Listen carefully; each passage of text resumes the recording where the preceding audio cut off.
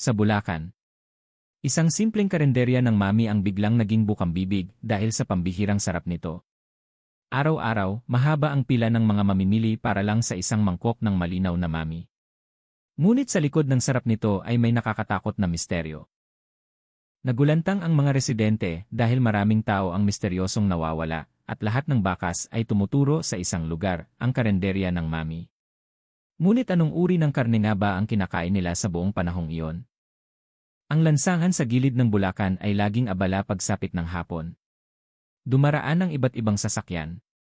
May malalaking truck na naghahakot ng buhangin, mga motorsiklo ng mga estudyanteng umuuwi, hanggang sa mga pribadong sasakyan na may plaka mula sa labas ng bayan. Sa gilid ng hindi gaanong malapad na kalsada ay nakatayo ang isang simpleng karenderya na may tabla na ang sulat ay unti-unti nang kumukupas. Sa tabla ay nakasulat ang imami ni Mang Jun. Hindi malaki ang karenderya, isa lamang semi-permanenteng istruktura na may kalahating pader na semento at kalahating kawayan. Sa harap ay may ilang mahabang mesa at mga plastik na upuan na kumukupas na ang kulay. Gayunpaman, araw-araw ay laging puno ang karenderya ng mga customer. Ang mga tao ay handang pumila, minsan pa nga ay nakaupo sa mga pansamantalang upuan sa gilid ng kalsada para lang maghintay ng pagkakataon na makatikim ng isang mangkok ng malinaw na mami.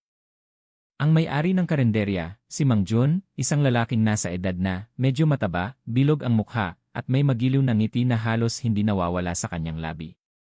Sa tuwing may dumarating na customer, palagi niya itong binabati ng mainit na boses. Para bang lahat ay espesyal na bisita. Mabilis ang kanyang kamay sa paghahalo ng pampalasa, pagbubuhos ng mainit na sabaw, at pagwiwisik ng hiniwang karne na mukhang sariwa. Ang lasa ng mami niya ay itinuturing na naiiba.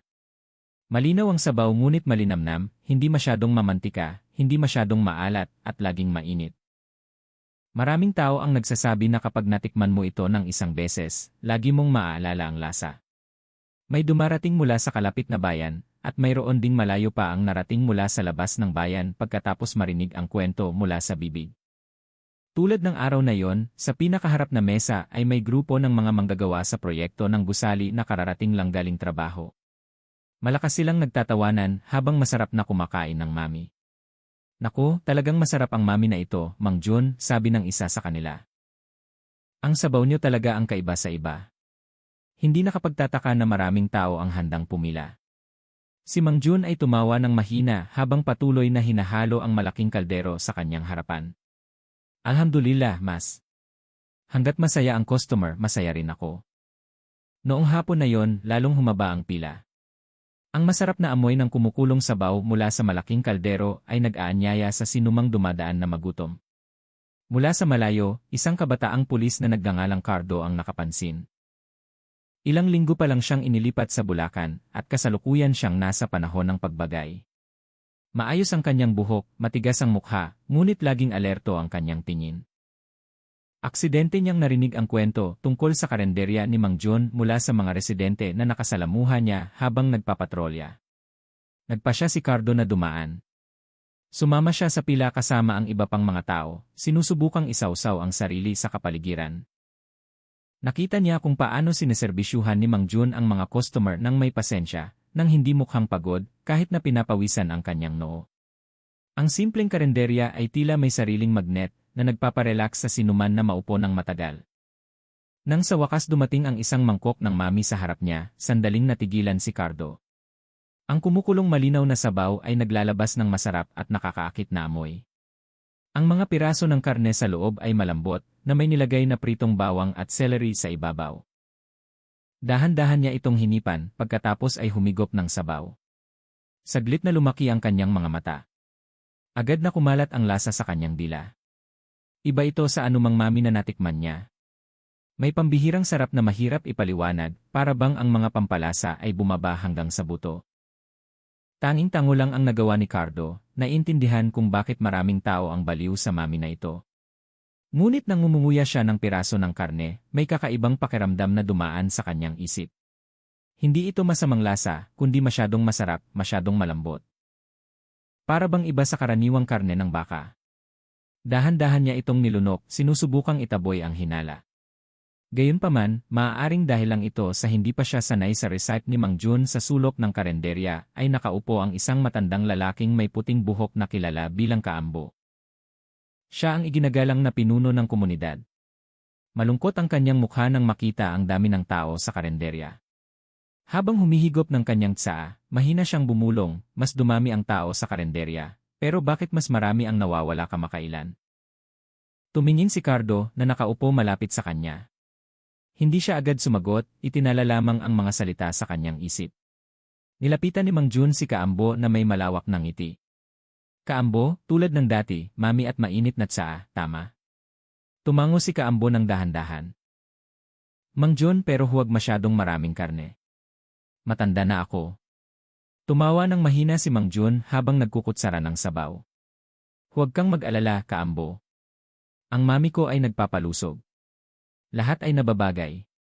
Sa buong hapon na yon, ang kapaligiran sa karenderya ay parang isang maliit na pista. Kumain ang mga tao ng masarap, nag-uusap, at paminsan-minsan ay pinupuri ang sarap ng luto ni Mang Jun, ngunit sa likod ng ingay na yon ay may kakaibang pakiramdam na hindi mawala sa isip ni Cardo. Ang titig ni Mang Jun nang ilagay niya ang karne sa mangkok, ang paraan ng pagsasara niya ng kanyang kusina upang walang sinuman ang makapasok ng basta-basta. At ang paraan ng pagtawa niya sa tuwing may nagtatanong tungkol sa kanyang lihim na recipe. Nagsimulang lumubog ang araw sa kanluran at puno pa rin ang karenderya. Isinara ni Cardo ang kanyang mangkok, nagbayad, pagkatapos ay lumabas. Mula sa likod ng isang maliit na bintana sa kusina, sandali niyang nakita si Mang Jun na isinara ang isang malaking sako na nakalagay sa sahig. Ang sako ay mukhang mabigat at hindi niya maintindihan kung bakit may malabong kulay pula sa gilid ng tela. Huminto si Cardo sandali, mas mabilis ang tibok ng kanyang puso. Sinubukan niyang kalmahin ang kanyang sarili, sinasabi sa sarili na baka sariwang karne lang iyon na bagong dating mula sa supplier. Ngunit iba ang sinasabi ng kanyang instinto bilang pulis. Mayroong hindi karaniwan. Samantala, patuloy nang umiti si Mang Jun, kinawayan ang mga customer na nagpapaalam. Mula sa malayo, ang kanyang mukha ay mukhang payapa, para bang walang tinatagong lihim. Ngunit sa likod ng ngiti na iyon ay mayroong mas madilim. Isang bagay na hindi pa alam ng sinuman. Naglakad si Cardo palayo sa karenderya, ngunit ang masarap na lasa ng mami ay nananatili pa rin sa kanyang dila. Lumingon siya ng isang beses bago paandarin ang kanyang motorsiklo. Sa kanyang isip, ipinangako niya na isang araw ay babalik siya. Hindi lang para kumain, kundi para alamin kung anong lihim ang tunay na nakatago sa likod ng karenderya ng malinaw na mami ni Mang Jun. Noong gabing iyon, ang Bulacan ay nililimitihan ng ambon. Ang mga lansangan na kaninang umaga ay abala ay tila tahimik na ngayon. Paminsan-minsan lamang dumadaan ang mga sasakyan na may mga ilaw na tumatagos sa manipis na hamog. Sa gilid ng kalsada, sarado na ang karenderya ng mami ni Mang Jun, ang kawayan na pinto ay ibinaba, patay ang ilaw sa harap, tanging malabong liwanag lamang mula sa kusina ang nakikita. Karaniwan ay hindi talaga natutulog ng maaga si Mang Jun matapos umuwi ang lahat ng customer, lagi siyang may sariling ginagawa sa kusina. Sa kabilang bahagi ng nayon, isang kabataang lalaki na nagngangalang Rody ay kakauwi lang mula sa paglalako. Siya ay galing sa Ilocos, naghahanap ng kapalaran sa Bulacan sa pamamagitan ng pagbebenta ng simpleng palamuti. Noong gabing iyon, gutom at pagod siya. Nang dumaan siya sa malaking kalsada, napansin niya ang isang tabla na may nakasulat na Mami ni Mang Jun. Kilala na talaga ang karenderya. Narinig pa nga niya ang ilang mamimili na nagkukwento tungkol sa pambihirang sarap nito. Sayang lang at mukhang sarado na ang karenderya. Nagdalawang isip si Rody, ngunit mula sa likod ng kurtina ay nakita niya si Mang Jun na nasa kusina pa. Naglakas loob siyang kumatok sa pinto. Mang Jun, paumanhin, makaka-order pa po ba ako ng mami? Gutom na gutom po ako. Lumingon si Mang Jun mula sa kusina. Basang-basa ang kanyang mukha ng pawis. Kahit medyo malamig ang hangin sa gabi, natigilan siya ng ilang segundo at pagkatapos ay lumapit ng may magiliw na ngiti. Ay, mas. Pasok ka lang. Sarado na nga ang karenderya, pero kung isang mangkok lang, okay lang. Pumasok si Rody nang may pakiramdam ng ginhawa. Umupo siya sa upuan malapit sa pinto habang nagmamadali si Mang Jun sa kusina. Hindi nagtagal, isang mangkok ng mainit na mami ang nasa harap niya. Umusok ito, nakakaakit ang amoy. Agad na kinain ni Rodi ng masarap. Halos hindi napansin si Mang Jun na nakatayo sa likod ng kurtina ng kusina habang pinapanood ang bawat subo na pumapasok sa kanyang bibig. Matapos maubos ang mami, umiti si Rodi ng may kasiyahan. Naku, ang sarap po nito, Mang Jun, na yon lang po ako nakakain ng ganitong mami. Ang lasa, ewan ko ba, iba. Tumango lang si Mang Jun, hindi nagbago ang kanyang ngiti. Kung nagustuhan mo, bumalik ka ulit sa susunod. Nagbayad si Rodi at nagpaalam. Ngunit, ang kanyang mga hakbang ay nasa kalsada pa lang sa harap ng karenderya nang biglang tinawag ni Mang Jun, mas sandali lang. Nakalimutan kong bigyan ka ng libreng mainit na tsaa. Natuwa si Rodi na pagod. Bumalik siya sa loob. Nagbuhos si Mang Jun ng tsaa mula sa takure, inilagay ito sa isang malinaw na baso. Lumipad ang masarap na usok at walang pag-aalinlangan na ininom agad ni Rodi. Mainit sa lalamunan, matamis sa dila. Ngunit pagkaraan ng ilang segundo, nagsimulang lumabo ang kanyang paningin. Nahulog ang baso mula sa kanyang kamay, lumundo ang kanyang katawan at sa huli ay bumagsak siya sa sahig. Lumapit si Mang Jun dahan-dahan, nanatiling kalmado ang kanyang mukha. Yumuko siya upang tiyakin na walang magagawa si Rodi. Pagkatapos ay hinila niya ang katawan patungo sa kusina, isinara ang kurtina ng mahigpit. Kinain ng tunog ng ulan sa labas ang lahat ng ingay. Walang sinuman ang nakapansin sa nangyari. Kinabukasan, isang nakakagulat na balita ang kumalat. Hindi na bumalik si Rodi sa kanyang boarding house. Ang kanyang mga kasamahan na kapwa galing sa ibang bayan ay nagsimulang mag-alala. Hinanap nila sa palengke, tinanong ang mga residente, at pinuntahan pa nga ang ospital, ngunit hindi natagpuan si Rodi. Si Kaambo na nakarinig ng balita ay agad na may naalala. Sa nakalipas na ilang buwan, mayroon na talagang ilang mga dayuhan na nawawala ng walang bakas. Karaniwan, sila ay mga estranghero na dumadaan lang saglit sa nayon, kaya hindi masyadong napansin ng mga residente. Ngunit sa pagkakataong ito, iba ang pakiramdam ng pangyayari. Nagsimulang mag-alala si Kaambo at agad na napunta ang kanyang isip sa isang lugar. Ang karenderya ng mami ni Mang Jun kinabukasan, bumalik si Cardo sa karenderya ni Mang Jun sa pagkakataong ito, narinig na niya ang ulat tungkol sa pagkawala ni Rodi. Sinadya niyang dumating bilang isang ordinaryong customer, kahit puno ng tanong ang kanyang puso. Ang karenderya ay abala tulad ng dati. Ang mga tao ay matyagang pumipila. Masasayang mukha ang naghihintay ng isang mangkok ng mami. Walang sinuman ang naghihinala na isang araw bago iyon, may isang lalaki ang nawala pagkatapos pumasok sa lugar na ito. Umupo si Cardo sa sulok, pinagmamasdan si Mang Jun mula sa malayo. Ang paraan ng mabilis na pagkilos ni Mang Jun, ang kanyang magiliw na ngiti, lahat ay mukhang normal. Ngunit si Cardo, na sanay sa pagiging mapanuri sa maliliit na detalye, ay nagsimulang makahanap ng mga bagay na nakakabagabag.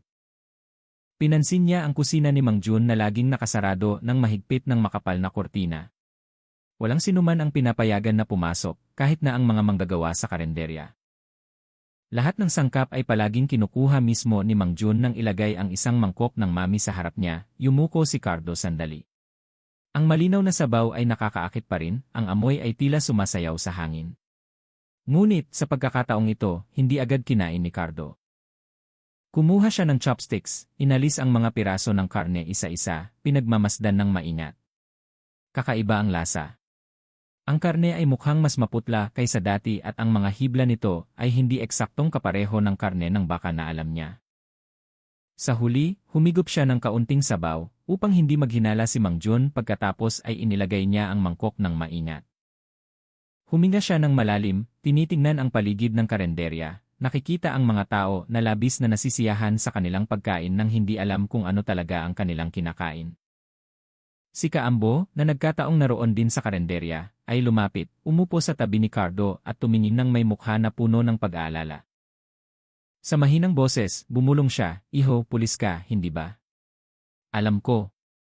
Mag-ingat ka sa karenderya na ito.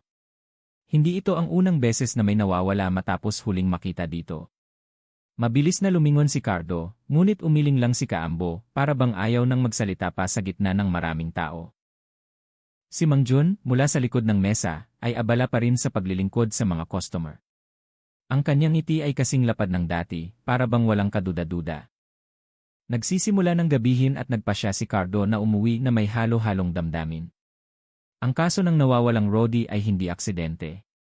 May pattern siyang kailangang pagtuunan ng pansin.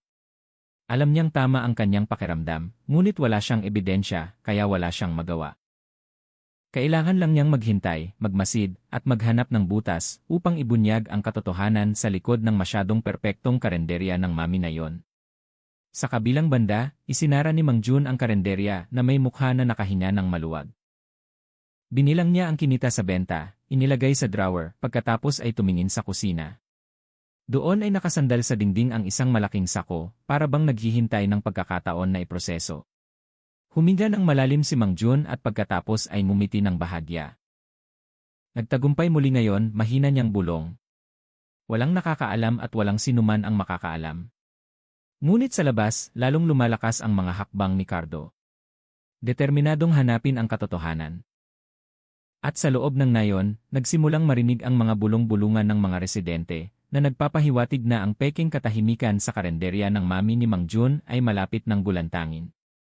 Umaga sa Bulacan ay maliwanag, ang araw ay sumisikat sa mga lansangan, tumitilaok ang mga manok, at amoy lupa pa rin ang sisa ng ulan kagabi. Bukas na muli ang karenderya ng mami ni Mang Jun mula alas 5, at dumating ang mga customer tulad ng dati, mas marami pa nga kaysa dati. Hindi kailanman napagod ang mga tao sa pagpuri sa sarap ng malinaw na mami. Masigla silang nag-uusap, tila walang pakialam sa balita ng mga nawawalang tao na nagsisimula ng kumalat ng tahimik sa mga residente. Bumalik si Cardo, sa pagkakataong ito ay mas maingat siyang nagpanggap. Hindi siya nakasuot ng uniforme, isang simpleng shirt at jacket lang upang hindi maging kahina-hinala. Gusto niyang obserbahan ng mas malapitan. Nang pumasok, agad siyang umupo sa pinakalikod na sulok. Mula doon, naabot ng kanyang paningin ang buong karenderya at ang bahagi ng pinto ng kusina na laging nakasarado ng kurtina. Nag-order siya ng mami ngunit hindi balak kainin ang lahat. Ang kanyang atensyon ay hindi sa lasa, kundi sa galaw ni Mang Jun na pansin ni Cardo sa tuwing may customer na humihingi ng karagdagang karne, laging pumapasok si Mang Jun sa kusina sandali. Pagkatapos ay bumabalik na may bagong hiwa na mabilis na inilalagay sa mangkok. Walang sinuman ang nakakaalam kung saan nanggagaling ang karne. Samantala, isang maliit na bata na nagngangalang Ben, apo ng kapitbahay ng karenderya, ay naglalaro ng plastik na bola sa labas. Tumakbo-takbo siya, minsan ay lumalapit sa kusina ng karenderya. Nang gumulong ang kanyang plastik na bola papunta sa likod, sinundan ito ni Ben nang walang pag-aalinlangan. Huminto siya sandali malapit sa pinto ng kusina na nakabukas ng bahagya, dahil abala si Mang Jun mula sa butas. Nakita ni Ben ang isang bagay na nagpatigil sa kanya. Sa sahig ng kusina ay may isang malaking sako na kupas ang kulay. Sa isang gilid ay may madilim na pulang mansa na parang dugo na nagsisimula ng matuyo. Nakatayo si Mang Jun hindi kalayuan sa sako habang may hinahawakan sa ibabaw ng mesa. Narinig ni Ben ang malakas na tunog na parang karne na pinupukpok ng matalim na kutsilyo. Kinagat ng bata ang kanyang labi, tumindig ang kanyang mga balahibo. Agad niyang kinuha ang kanyang bola at tumakbo ng mabilis. Si Cardo, na nagkataong nakaupo malapit sa likod na pinto, ay sandali lamang nakita si Ben na lumabas na maputla ang mukha. Naghinala siya na mayroong kakaiba. Dahan-dahang tumayo si Cardo, nagkunwari na pupunta sa banyo na nasa tabi ng kusina. Mula doon ay mas malapit siyang makarinig. Malinaw na tunog ang narinig mula sa likod ng kurtina. May tunog ng metal na nagbabangga sa kahoy. Pagkatapos ay tunog ng tubig na bumubuhos na parang may nilalabhan. Biglang may naamoy na kakaiba na tumusok sa ilong. Hindi ito amoy ng karaniwang karne ng baka. May amoy ng sariwang dugo na hinaluan ng amoy ng pampalasa na nagpasuka kay Cardo. Bumalik siya sa kanyang mesa, umupo habang nagkukunwari na kalmado. Patuloy na nagbabantay ang kanyang mga mata. Lumabas si Mang Jun mula sa kusina na may magiliw na ngiti, nagdadala ng mangkok ng mami para sa customer. Maluwag ang kanyang mga galaw, hindi nagpakita ng anumang tanda ng pagiging kahina-hinala. Ngunit para kay Cardo, iyon ang pinaknakakatakot. Mayroong kayang gumawa ng isang kakila-kilabot na bagay habang nakangiti ng payapa. Noong tanghali na yon, matapos magsimulang kumonti ang mga tao sa karenderya, dumating si Kaambo. Umupo siya mag-isa, nag-order lang ng mainit na tsaa. Matalim ang kanyang tingin kay Mang Jun na parang gustong tumagos sa kanyang magiliw na ngiti. Napansin yun ni Mang Jun, ngunit nanatili siyang normal. Mang Jun, sabi ni Kaambo sa mahina ngunit matatag na boses. Narinig ko na may isa na namang nawala, ang pangalan niya ay Roddy. Huling beses siyang nakita sa paligid dito. Huminto si Mang Jun sandali at pagkatapos ay tumawa ng mahina. Ah, Kaambo, huwag kang maniwala sa tsismis. Ang mga nawawalang tao ay maaaring umalis ng kusa. At saka, ano ang kinalaman niyan sa karenderya ko? Hindi agad sumagot si Kaambo. Dahan-dahan siyang humigop ng kanyang tsaa at pagkatapos ay tinitigan ng malalim si Mang Jun. Matanda na ako, Mang Jun, maaaring malabo na ang mata ko, pero nararamdaman pa rin ng puso ko na mayroong mali sa karenderya mo. Ngumiti lang si Mang Jun at pagkatapos ay bumalik sa kusina. Ang mga salitang iyon ay naiwan ng walang malinaw na sagot. Si Cardo, na nakaupo hindi kalayuan, ay narinig din ang pag-uusap na iyon. Lalo siyang naging kumbinsido na hindi walang batayan ang hinala ng mga residente. Ngunit alam din niya na walang tiyak na ebidensya. Kung walang ebidensya, lahat ay puro hinala lamang na maaaring bumalik sa kanya. Kinabukasan ng gabi, nagpanggap muli si Cardo. Sa pagkakataong ito, naghintay siya mula sa malayo, ipinarada ang kanyang motorsiklo sa kabilang kalsada na nakapatay ang ilaw. Mula sa likod ng helmet, binantayan niya ang karenderya na sarado na. Nakasindi pa rin ang ilaw sa kusina at nakikita ang anino ni Mang Jun na gumagalaw. Bandang -1:00 ng gabi, nakita ni Cardo si Mang Jun na lumabas na may dalang malaking sako na kapareho ng nakita ni Ben kaninang umaga. Mahirap na ipasa ni Mang Jun ito. Mabigat ang kanyang hakbang, tumawid siya sa likod ng karenderya patungo sa isang maliit na bodega na bihira ng buksan. Kinuyom ni Cardo ang kanyang kamao, mabilis ang tibok ng kanyang puso. Gusto niyang sumunod, ngunit alam niyang kung mahuli siya, maaaring mabigo ang investigasyon. Maaari lang siyang magmatsyag mula sa malayo, itinatala ang oras at direksyon ng paggalaw ni Mang Jun. Matapos ang ilang minuto, lumabas muli si Mang Jun na walang dala. Kalmado ang kanyang mukha na parang walang nangyari. Huminga ng malalim si Cardo. Noong gabing iyon, lalo siyang naging kumbinsido na mayroong kakilakilabot na nakatago sa likod ng kurtina ng kusina at ng misteryosong sako. Ngunit upang ibunyag ito, kailangan niya ng estratehiya. Hindi siya dapat maging padalos-dalos. Sa kabilang banda, bumalik si Mang Jun sa karenderya, isinara ng mahigpit ang pinto at pagkatapos ay umupo mag-isa sa upuan. Mula sa likod ng bintana, ang kanyang mukha ay mukhang walang ekspresyon, hindi na nakangiti. Tinitigan niya ang isa pang sako na nasa sulok ng kusina at pagkatapos ay mahina niyang binulungan, bukas ulit, bukas ay mayroong bago. Noong gabing iyon, tahimik na ang kapaligiran sa karenderya. Patay na ang ilaw sa harap, tanging malabong ilaw lang mula sa kusina ang nakasindi pa. Nakaupo si Mang Jun mag-isa sa mahabang upuan, nakatingin sa baso ng kape na malamig na. Kalmado ang kanyang mukha, ngunit sa kanyang mga mata ay may anino ng nakaraan na dahan-dahang lumalabas. Hindi si Mang Jun ang nagbukas ng karenderya ng mami mula pa sa simula. 20 taon na ang nakalipas, siya ay isang simpleng manggagawang tagakatay sa tradisyonal na palengke. Noong panahong iyon, mahirap ang buhay niya. Araw-araw, kailangan niyang magkatay ng baka o kambing, linisin ang dugo, at ihanda ang karne para ibenta ng mga nagtitinda. Mula sa kanyang trabaho, nasanay si Mang Jun sa amoy ng sariwang dugo, maging sa hiyawan ng mga hayop na kinakatay.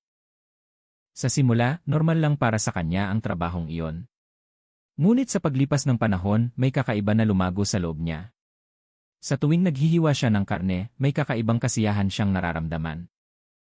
Hindi lang dahil sa pera, kundi dahil sa pakiramdam ng kapangyarihan, kapag may hawak siyang matalim na kutsilyo at tinutukoy ang kapalaran ng nilalang sa kanyang harapan. Noong panahong iyon, ang palengke kung saan siya nagtatrabaho ay kilala rin bilang lugar ng iligal na pagkatay. Ilang beses si Mang Jun na pinilit na tumulong sa pagtatago ng mga kaso ng ninakaw na hayop na kinakatay ng palihim. Nasanay siya na manahimik, nasanay na magtago ng maruming lihim. Dito niya natutunan kung paano itago ang mga bakas, kung paano gawing normal ang isang iligal na bagay. Malinaw pa rin sa isip ni Mang Jun ang isang pangyayari na nagpabago sa kanyang buhay. Isang gabi, isang estranghero ang dinala sa lugar ng pagkatay. Puno ng sugat ang mukha ng lalaki, nakatali ang kanyang katawan. Hindi siya hayop kundi tao. Nagulat si Mang Jun, ngunit labis siyang natakot upang lumaban. Inutusan siya ng amo ng katayan na asikasuhin ang lalaki. At noong gabing iyon, sa unang pagkakataon, nakita ni Mang Jun ang dugo ng tao na dumadaloy sa sahig ng katayan. Iba ang amoy, ngunit kakaiba, hindi siya nahilo. Sa halip ay may kuryosidad na lumabas. Matapos ang pangyayaring iyon, madalas na binabagabag ang kanyang isip ng mga anino ng dugo ng tao, tungkol sa mga piraso ng karne na hindi nakikita ng ordinaryong tao. Sinubukan niyang kalimutan, ngunit habang sinisikap niya, lalo namang lumakas ang kanyang pag-usisa. Nang sa wakas nahuli ng pulis ang amo ng katayan ilang taon pagkatapos, tumakas si Mang Jun, iniwan niya ang kanyang trabaho, sinubukang mamuhay ng normal. Nagpakasal siya. Pagkatapos ay nagbukas ng maliit na karenderya na nagbebenta ng simpleng pagkain. Ang kanyang asawa, isang mapagpasensyang babae, ay hindi kailanman nalaman kung ano talaga ang nangyari sa nakaraan ng kanyang asawa. Ngunit, hindi nagtagal ang kasal. Biglang namatay ang kanyang asawa dahil sa sakit, iniwan si Mang Jun na mag-isa. Ang kalungkutan ay nagpabalik sa madilim na isip ni Mang Jun, nagsimula siyang mag-eksperimento sa pagluluto ng karne sa iba't ibang paraan. Naaalala niya ang gabing iyon sa katayan nang makita niya ang mga piraso ng karne ng tao at pagkatapos ay inihambing ito sa karne ng baka. Sa kanyang isip ay may kakaibang paniniwala na kaya niyang gumawa ng espesyal na lutuin kung maglakas loob siyang gawin ang parehong hakbang. Tinakpan ni Mang Jun ang kanyang mukha gamit ang kanyang dalawang kamay. Malinaw pa rin ang alaala. Kahit ilang taon na ang lumipas, alam niyang dapat na siyang huminto, dapat na siyang mamuhay ng tahimik kasama ang kanyang karenderya ng mami. Ngunit sa tuwing nakakakita siya ng nawawalang tao, sa tuwing nararamdaman niya ang sarap na hindi matutumbasan ng karne ng baka, lalong nagiging mahirap para sa kanya na huminto. Sa kabilang banda, patuloy pa rin ang pagbabantay ni Cardo. Noong gabing iyon, bumalik siya sa pagpapatrolya at dumaan sa karenderya ni Mang Jun mula sa labas, nakita niya ang isang taong nakaupo ng mag-isa na parang lumulubog sa kanyang mga iniisip. Huminto sandali si Cardo, hindi pumasok, nagmasid lang. Sa kanyang isip, nagtatanong siya, sino ba talaga si Mang Jun? Saan siya natuto magluto ng mami na napakasarap ngunit puno ng misteryo? Hindi rin makatulog si Kaambo. Nakaupo ang matandang lalaki sa kanyang terasa, nakatingin sa karenderya ni Mang Jun mula sa malayo. Kilala niya si Mang Jun mula pa noong bata pa siya. Alam niyang nagtrabaho si Mang Jun sa katayan, ngunit hindi niya inakala na mayroong mas madilim na maaaring nakatago sa likod ng magiliw na mukha na iyon.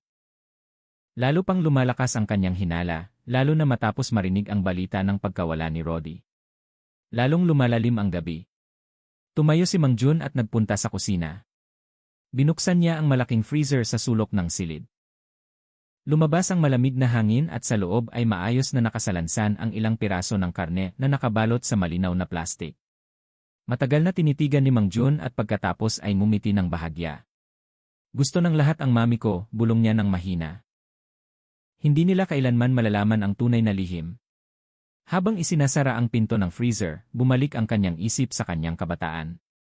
Naaalala niya ang mukha ng estranghero na tinulungan niyang hiwain sa katayan. Mula sa pangyayaring iyon, natutunan niya na ang tao ay maaaring mawala ng walang bakas, kailangan lang itago ng maayos. At ngayon, pagkatapos ng ilang taon, siya ang patunay. Dumating ang mga tao, masarap na kumain, pagkatapos ay pumuri. Walang nagtanong kung saan galing ang lahat ng karne.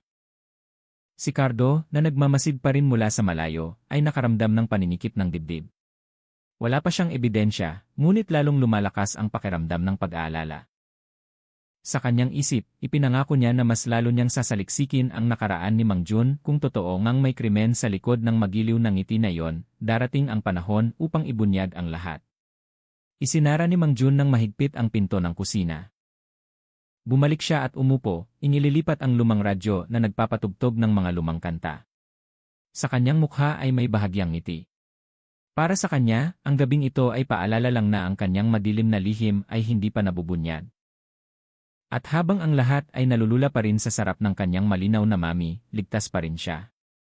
Ngunit, sa kaibuturan ng kanyang puso, alam ni Mang Jun na hindi maitatago ng matagal ang anino ng nakaraan. Noong gabing iyon, malakas ang ulan na bumuhos sa tahimik na lansangan ng Bulacan.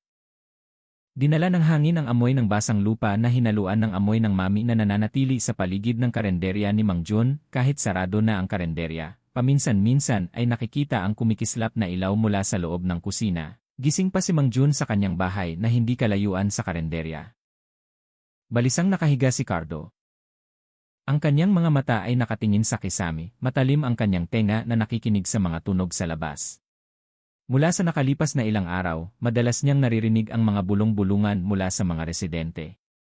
Mayroong umamin na nakarinig ng malabong hiyawan sa gitna ng gabi. Mayroon ding nakakita ng anino ng isang taong nagmamadaling naglalakad sa paligid ng karenderya ni Mang Jun. Ang lahat ng balitang iyon ay nagpakumbinsi kay Cardo na mayroong itinatago. Bandang hating gabi, tunay na narinig ang tunog ng hiyawan. Hindi malakas, ngunit sapat upang tumindig ang balahibo.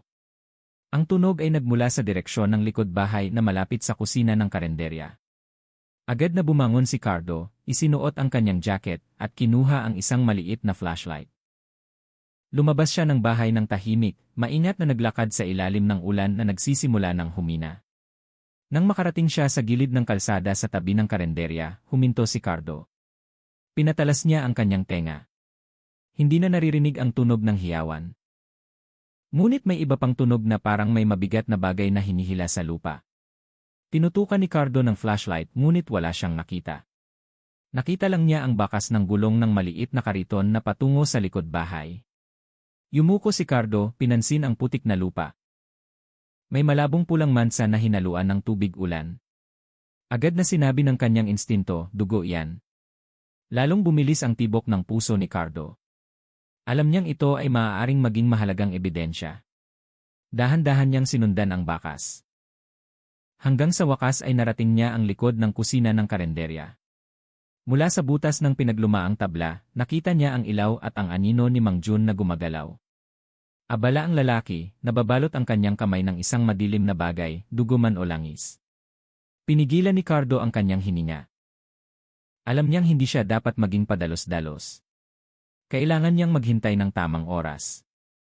Samantala, sa kanyang bahay, gising din si Kaambo dahil sa kakaibang tunog kanina. Nakatayo ang matandang lalaki sa terasa na may hawak na kawayan. Ang kanyang tingin ay nakatuon sa direksyon ng karenderya. Mayroong pagkabalisa na hindi niya maipaliwanag. Matagal na niyang pinaghihinalaan si Mang Jun, ngunit ngayong gabi, mas malakas ang kanyang kutob. Kinabukasan, mabilis na kumalat ang balita tungkol sa hiyawan sa gabi. Ang mga residente ay nagpapalitan ng kwento. Ang ilan ay takot, ang ilan naman ay sinubukang kalmahin ang kanilang sarili, na nagsasabing baka tunog lang iyon ng hayop. Ngunit lalong lumalala ang kanilang takot nang iulat ng isang nagtitinda ng gulay na natagpuan niya ang isang piraso ng basang damit na may mansa ng dugo sa gilid ng kalsada malapit sa karenderya ni Mang Jun. Agad na sinuri ni Cardo ang ulat na iyon. Natagpuan niya ang tela at dinala ito bilang ebidensya. Sa kanyang isip, alam niyang sapat na ito upang palakasin ang kanyang hinala. Ngunit alam din niya na upang mahuli si Mang Jun, kailangan niya ng hindi maikakailang ebidensya. Kinabukasan, nagpasya si Cardo na muling magmatsyag. Nagtago siya sa likod ng mga damo malapit sa likod bahay. Mula doon, nakita niya si Mang Jun na lumabas na may dalang malaking sako. Dahan-dahang naglakad ang lalaki, sinisiguradong walang nakakapansin. Pinigilan ni Cardo ang kanyang hininga, hindi nawawala ang kanyang tingin sa sako. Paminsan-minsan ay naririnig ang mabigat na tunog na parang buto na nagbabangga. Naghukay si Mang Jun sa sulok ng likod bahay at pagkatapos ay inilagay ang isang bagay mula sa sako sa butas. Matapos, tinakpan niya itong muli ng basang lupa, inayos upang hindi maging kahina-hinala. Pagkatapos nito, bumalik siya sa kusina nang hindi lumilingon. Naghintay si Cardo ng ilang sandali at pagkatapos ay lumapit. Yumuko siya malapit sa lupa na kakagaling lang hukayin ni Mang Jun. Hinaplos ng kanyang kamay ang lupa na malambot pa, mamasa-masa pa. Nakatagpo siya ng isang hibla ng buhok na nakasabit sa lupa. Mahabang itim na buhok. Mahigpit itong kinuyom ni Cardo. Sapat na ito, bulong niya. Ngunit alam niyang kung kikilos siya ng padalos-dalos, maaaring maghinala si Mang Jun at mawala ang lahat ng bakas. Kailangan niyang maging matyaga, maghintay ng tamang oras upang ibunyag ang lahat. Sa kabilang banda, bumalik si Mang Jun sa loob ng karenderya.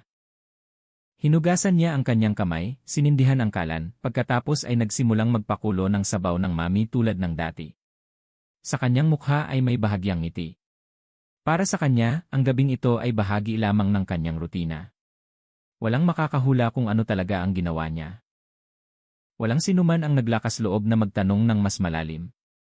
Lahat ay masyadong abala sa pagtangkilik sa sarap ng kanyang mami. Si Kaambo na nakarinig ng balita ng natagpo ang duguan na tela ay lalong nababalisa. Nilapitan niya si Cardo ng palihim.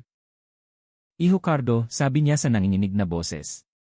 Alam kong iniimbestigahan mo si Mang Jun, matagal ko nang pinaghihinalaan. Kung siya nga ang dahilan ng pagkawala ng mga tao, kailangan mong kumilos ng mabilis. Huwag kang magpahintulot na magkaroon pa ng biktima. Tinitigan ni Cardo ang mga mata ng matandang lalaki. Nararamdaman niya ang sinseridad at takot nito. Huwag kang mag-alala, Kaambo. Hindi ako mananatiling tahimik. Ngunit kailangan nating maging matyaga.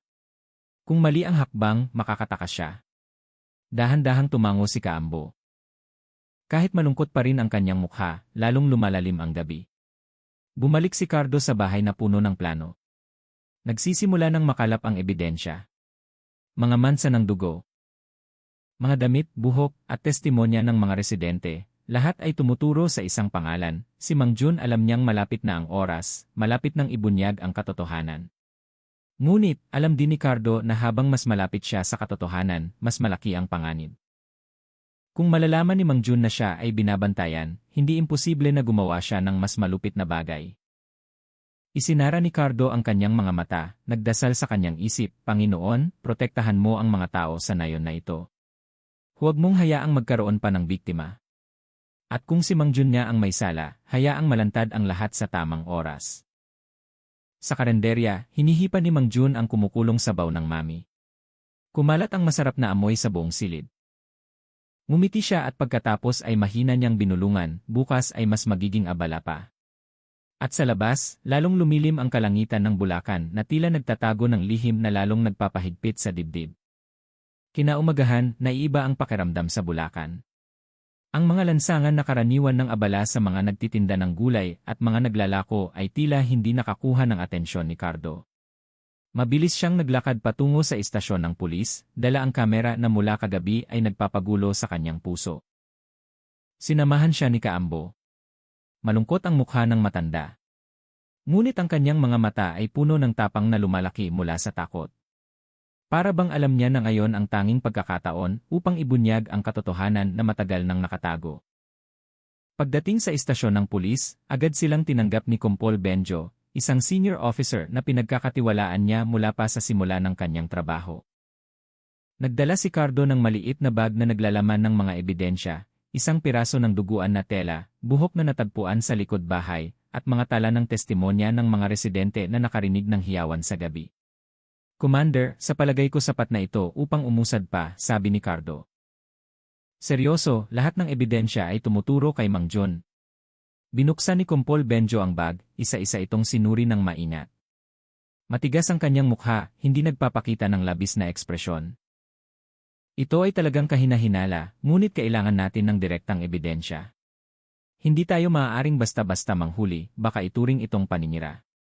Cardo, sigurado ka bang handa kang lumalim pa? Tumango si Cardo ng matatag. Matagal ko na siyang binabantayan. Hindi siya kasing inosente ng mukha niya. Naniniwala ako na may itinatago sa loob ng karenderya na yon. Natigilan sandali si Kompol Benjo at pagkatapos ay huminga ng malalim. Sige, gagawin natin ito ng maingat. Magtatalaga ako ng ilang tao na magpanggap na mamimili. Ikaw ang mananatiling pangunahing tagamasid sa lugar. Kung may pagkakataon, bitaghin natin siya. Tumango si Cardo. Ang kanyang pakiramdam ay halo-halong tensyon at kagalakan. Ito ay isang malaking pagkakataon at mapanganib din kinabukasan, bumalik si Cardo sa nayon. Nakipagkita siya kay Kaambo sa terasa ng bahay ng matanda. Mukhang pagod ang mukha ni Kaambo, ngunit ang kanyang mga mata ay nagniningas pa rin sa pagiging alerto. Iho Cardo, kumusta? May balita na ba? Tanong niya sa nanginginig na boses. Mayroon na, Kaambo. Nagulat na ako sa aking mga nakakataas. Sasama na ang pulisya. Ngunit kailangan nating maging matyaga. Huwag nating hayaang maghinala si Mang Jun kung malalaman niya, maaaring magulo ang lahat, sagot ni Cardo. Dahan-dahang tumango si Kaambo. Kahit malinaw ang pag-aalala sa kanyang mukha. Matanda na ako, iho. Ngunit ayaw kong lalo pang balutin ng takot ang nayon na ito. Kung si Mang Jun na ang may sala, maaga o huli, mahuhuli rin siya. Sana bigyan ka ng lakas upang labanan ang kasamaan na yon. Hinawakan ni Cardo ang balikat ni Kaambo, sinubukang payapain. Manalig ka, Kaambo. Hindi ako urong. Sa sumunod na ilang araw, nagpakalat ang pulisya ng ilang miyembro na nakasuot ng ordinaryong damit. Nagpanggap sila bilang mga bagong customer na sadyang dumating mula sa labas ng bayan. Umupo sila sa karenderya ni Mang Jun, kumain ng masarap habang paminsan-minsan ay pinagmamasdan ang maliliit na detalye sa loob ng karenderya. Siyempre, hindi naghinala si Mang Jun, lahat ay sineserbisyuhan niya ng magiliw, naghahain ng mami na may malinaw na sabaw na nakakaakit. Patuloy na pumupuri ang mga tao, maging ang mga pulis na nagpapanggap ay kailangan ding magkunwari na nasisiyahan ng walang pag-aalinlangan. Ngunit, si Cardo na nagmamasid mula sa labas ay nakakita ng isang kakaibang bagay. Kapag kukuha si Mang Jun ng karne mula sa kusina, palagi niyang sinisigurado na sarado ng mahigpit ang pinto. Walang sinuman ang pinapayagan na pumasok maliban sa kanya. Kahit ang mga empleyado na paminsan-minsan ay tumutulong ay pinapayagan lang maghugas ng pinggan o maglinis ng mesa. Ang kusina ay isang ipinagbabawal na lugar kay Mang Jun lang. Kinabukasan, sumilip si Cardo papalapit sa karenderya. Nagtago siya sa likod ng kawayang bakod, nagmamasid mula sa maliit na butas. Mukhang abala si Mang Jun sa paghihiwa ng karne. Mula sa malayo, sandali lamang nakita ni Cardo ang malinaw na plastik na naglalaman ng malalaking piraso na hindi kahawig ng karne ng baka. Pinigilan ni Cardo ang kanyang hininga. Mabilis ang tibok ng kanyang dibdib. Gusto niyang pumasok ngunit alam niyang hindi pa ito ang oras. Kailangan niyang maghintay ng opisyal na utos mula kay Benjo. Sa kabilang banda, mukhang kalmado si Mang Jun na parang hindi niya nararamdaman na siya ay binabantayan. Mahina siyang kumanta habang hinihiwa ang karne at pagkatapos ay inilagay ito sa malaking kaldero. Agad na pinuno ng amoy ng sabaw ng mami ang silid, tinatakpan ang ibang amoy na mas masangsang. Kinaumagahan, muling nagulat si Cardo. Sa pagkakataong ito, ibinigay ni Kumpol Benjo ang bagong plano. Magkakaroon tayo ng biglaang operasyon ng pagsalakay. Ngunit bago yon, kailangan natin ng huling bagay. Tiyak na ebidensya mula sa loob ng kusina. Cardo, ikaw lang ang makakagawa niyan. Ikaw ang pinakamalapit sa karenderya. Natigilan si Cardo. Alam niyang gaano kapanganib ang misyon na yon. Kung mahuli siya ni Mang Jun, maaaring mapanganib ang kanyang buhay. Ngunit alam din niya na ito ang ginintuang pagkakataon upang ibunyag ang lahat. Sige, Commander. Handa ako, matatag niyang sagot. Kinabukasan, bumalik si Cardo sa nayon na may mabigat na puso. Matagal siyang nakaupo sa kanyang silid, nakatingin sa mga ebidensya na kanyang nakolekta. Mga mansa ng dugo sa tela, itim na buhok, sirang damit, lahat ay tila nagsasalita sa kanya, humihiling na kumilos siya agad. Dumating si Kaambo na may dalang mainit na tsaa. Iho Cardo, maputla ang mukha mo. Sigurado ka bang kaya mo? Umiti ng bahagya si Cardo. Kailangan kong maging malakas, Kaambo. Kung susuko ako, walang makakapigil sa kanya. Matagal na tinitigan ni Kaambo si Cardo at pagkatapos ay mahina niyang sinabi, kung may mangyari sa iyo, hindi ko mapapatawad ang sarili ko. Yumiling si Cardo. Huwag kang ganyan, Kaambo. Dasalan mo lang. Sana ngayong gabi, makapasok ako at madala ang huling ebidensya para mailagay natin siya sa kulungan. Nagsimulang lumubog ang gabi. Umalinggaw ang tunog ng kuliglig sa likod bahay. Maingat na naghanda si Cardo, maliit na flashlight, guwantes, at maliit na kamera. Dahan-dahan siyang naglakad, sumisingit sa mga puno patungo sa karenderya ni Mang Jun na sarado na. Mula sa loob ay nakikita pa rin ang malabong ilaw. Lumunok si Cardo. Ito na ang oras. Sa maingat na hakbang, lumapit siya sa gilid ng pinto ng kusina. Nanginginig ang kanyang kamay nang hawakan niya ang hawakan ng lumang pinto na gawa sa kahoy. Mabilis ang tibok ng kanyang puso, ngunit alam niyang hindi siya dapat umurong. Samantala, sa loob, mukhang nakaupo si Mang Jun sa upuan, mahinahon na naghahasa ng mahabang kutsilyo. Mahina siyang kumanta na parang may hinihintay. Huminga ng malalim si Cardo. Ngayong gabi, papasok siya sa pinakamalalim na lihim ng karenderya ng mami na yon at mula doon magbabago ang lahat. Noong gabing iyon, madilim ang langit na walang bituin, ang malamig na hangin ay tumusok na parang nagdaragdag ng tensyon na gumagapang sa katawan ni Cardo. Nakatayo na siya sa tabi ng pinto ng kusina ng karenderya ni Mang John, nakayuko na pigil ang hininga. Mula sa loob ay narinig ang tunog ng paghasa ng kutsilyo. Ang tunog ay paulit-ulit, mahina ngunit matalim na parang awit ng kamatayan na nagpapatindig ng balahibo. Nagsuot si Cardo ng guwantes, sinindihan ang maliit na flashlight na tinakpan ng itim na tela upang hindi kapansin-pansin ang liwanag. Kinapa ng kanyang kamay ang hawakan ng pinto na gawa sa kahoy na lumana at kinain na ng panahon. Maingat, dahan-dahan niyang itinulak. Humuni ng mahina ang pinto na nagpatigil sa kanya at nagpapigil ng kanyang hininga. Mula sa butas ng pinto na nakabukas, sumilip si Cardo. Nakaupo si Mang Jun sa lumang upuan, naghahasa pa rin ng kanyang kutsilyo habang kumakanta ng lumang kanta. Sa harap niya ay may malaking mesa na may chopping board na puno ng sariwang mansa ng dugo. Nang tumayo si Mang Jun upang kumuha ng isang bagay, agad na sumingit si Cardo, nagtago sa likod ng malaking kabinet na gawa sa kahoy. Mabilis ang tibok ng kanyang puso. Malamig na pawis ang bumasa sa kanyang sentido kahit malamig ang hangin sa gabi. Mula sa kanyang pinagtataguan, mas malinaw na nakita ni Cardo ang loob ng kusina. Mayroong ilang malalaking kaldero sa ibabaw ng kalan. Kumukulo ang malinaw na sabaw na may nakakaakit na amoy. Ngunit, ang nagpatindig ng balahibo ni Cardo ay ang malaking freezer sa sulok ng silid. Paminsan-minsan ay binubuksan ni Mang Jun ang pinto, kumukuha ng nakabalot na plastik, at pagkatapos ay inilalagay sa mesa. Nang buksan ng malaki ang pinto ng freezer, sandali lamang nakita ni Cardo. Nagginit-ngit ang kanyang dugo. Sa loob ay hindi karne ng baka. Mayroong mga piraso ng katawan ng tao. Maayos na nakabalot sa plastik. Para bang ordinaryong sangkap lang. Nakita pa nga niya ang mga daliri na buo pa. Mahigpit na tinakpan ni Cardo ang kanyang bibig upang hindi sumigaw. Sumuka siya, ngunit kailangan niyang manatili. Ito ang ebidensya na kanyang hinahanap.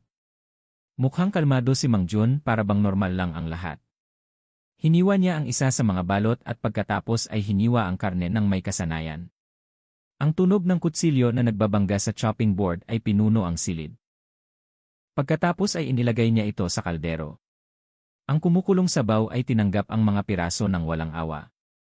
Agad na kinuha ni Cardo ang kamera mula sa kanyang bulsa. Sa nanginginig na kamay, kinunan niya ng ilang litrato. Ang freezer na naglalaman ng mga piraso ng katawan, ang mesa na puno ng dugo, hanggang sa si Mang Jun na naghihiwa ng karne ng tao. Ang bawat pag-click ng kamera ay parang martilyo na nagpako sa katotohanan. Ngunit nang kukuha siya ng mas malapit na larawan, nasagi ng kanyang paa ang isang maliit na bote na gawa sa salamin sa sahig. Nahulog ang bote at nabasag na may malakas na tunog. Natigilan si Mang Jun, mabilis na lumingon ang kanyang ulo sa tunog. Pumikit ang kanyang mga mata na puno ng paghinala. Sino dyan? Ang kanyang boses ay mabigat at malamig na nagpatigas kay Cardo. Pinigilan ni Cardo ang kanyang hininga. Lalo pang nagtago sa likod ng kabinet. Tumayo si Mang Jun na may hawak na mahabang kutsilyo sa kanyang kamay.